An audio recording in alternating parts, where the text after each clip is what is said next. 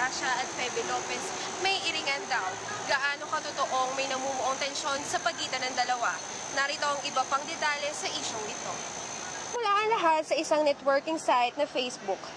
Isang nakakaintrigang status update ang nakalagay sa Facebook page ni Febe Lopez.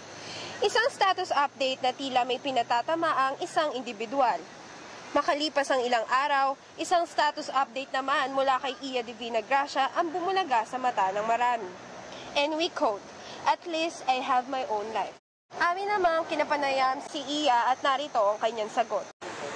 Sa pagkakaalam ko, wala naman akong kaaway. Wala akong inaaway. Nabigyan ng ibang meaning kayo naman. Ano nga ba ang totoo sa intrigang ito? May namumuo nga ba ang tensyon sa pagitan ng dalawang magkaibigan? Upang matuldukan na ang nasabing issue, sinubukan naman naming kunan ng pahayag si Febe Lopez, ngunit tumanggi ito. At sa halip, nagpadala ito ng isang text message. And we quote, "There's nothing I should explain for. Hope you'll respect my decision to remain silent about this."